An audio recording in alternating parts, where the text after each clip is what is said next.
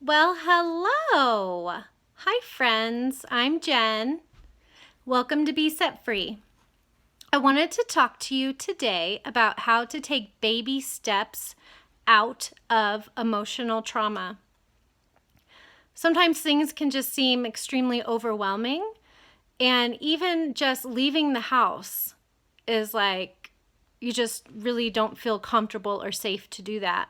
So I wanted to start at the very beginning of that to try to help you recognize, first off, what is going on? Why do you feel this way? And secondly, how can you start to take baby steps toward healing when you're traumatized like that? Okay, so I wanted to describe to you something called CPTSD. Kind of sounds like PTSD, but it has a C in front of it. Okay, so complex post-traumatic stress disorder is something that happens to people who have been in not just one traumatic experience or through one traumatic experience, but who have been through multiple over a long period of time. And you develop a thing called CPTSD. PTSD is very similar, but it's when one traumatic thing happens to you.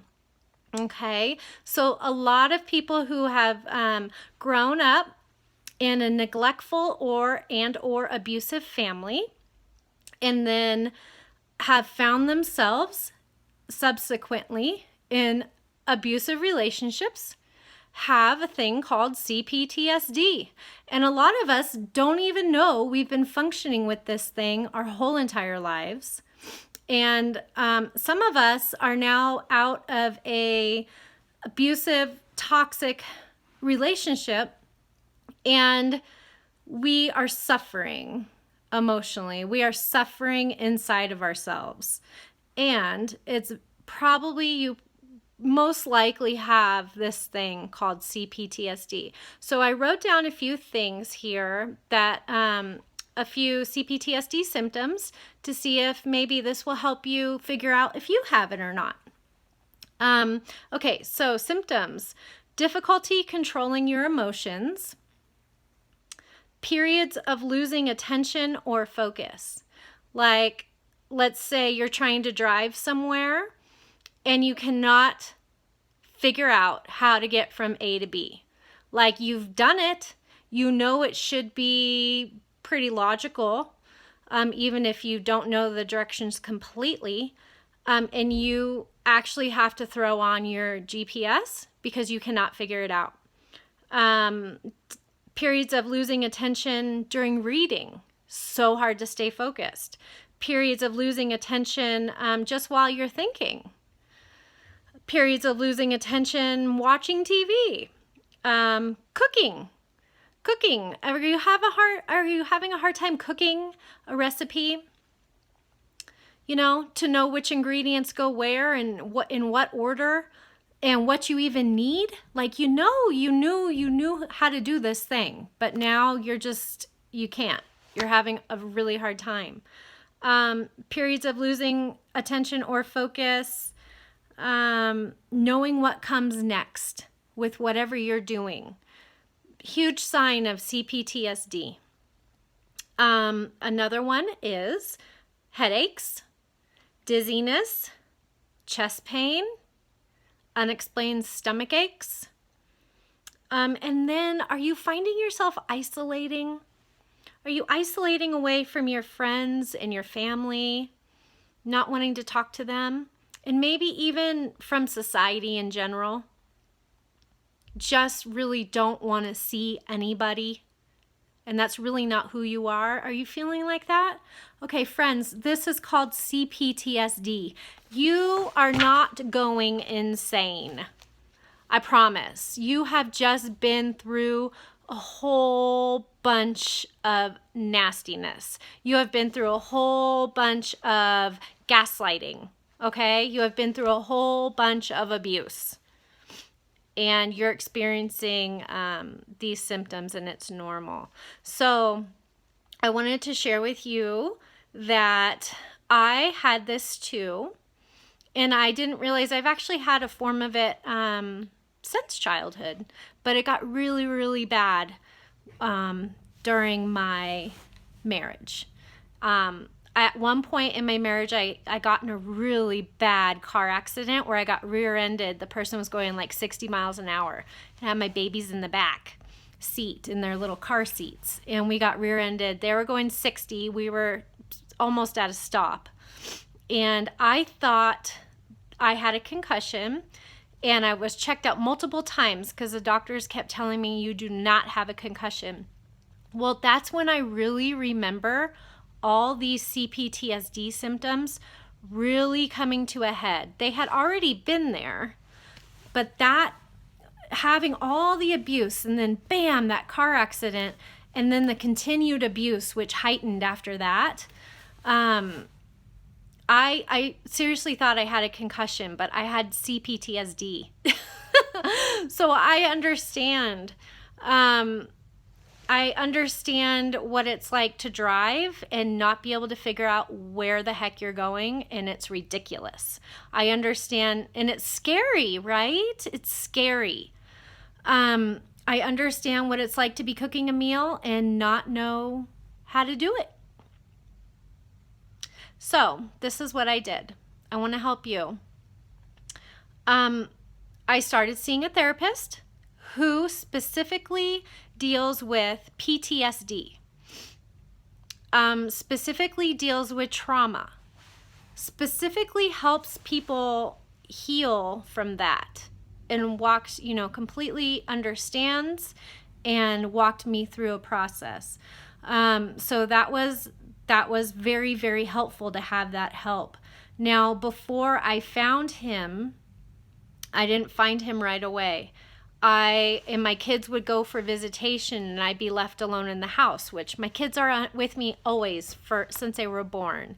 And they're teenager and nearing teenager now. So then they would go to be at visitation, and I would completely lose it because not only because I didn't feel they were safe, but it was I'd pray that out.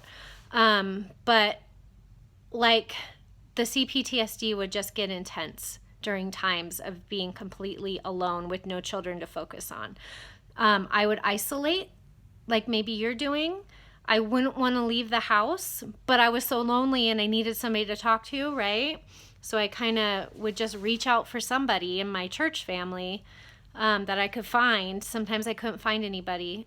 Usually I could find at least one person and pour them.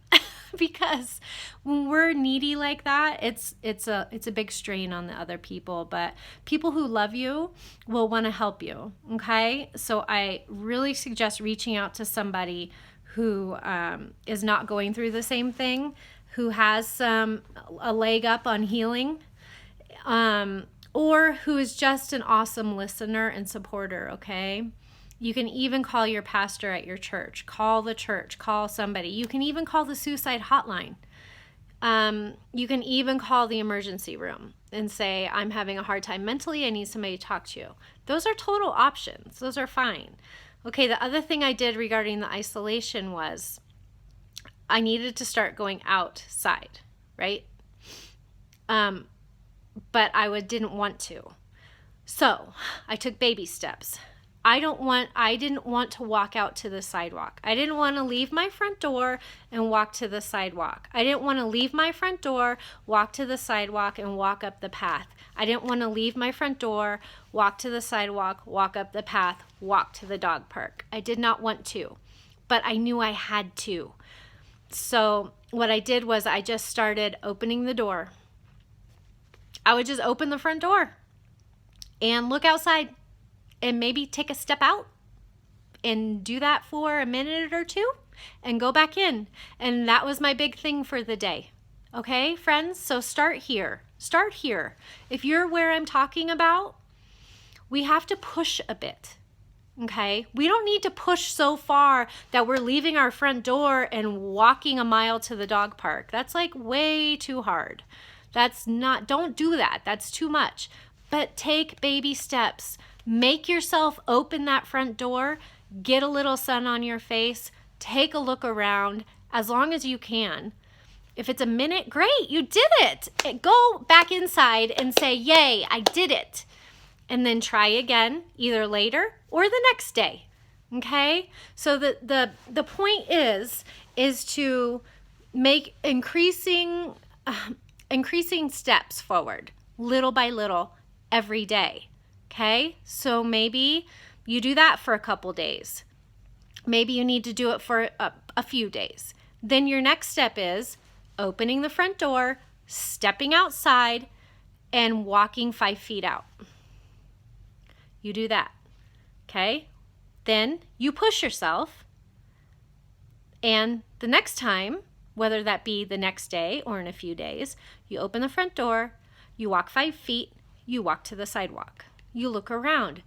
Oh, maybe a person is coming. You see the person coming? You see him, and you decide, can I just stand here while they walk by?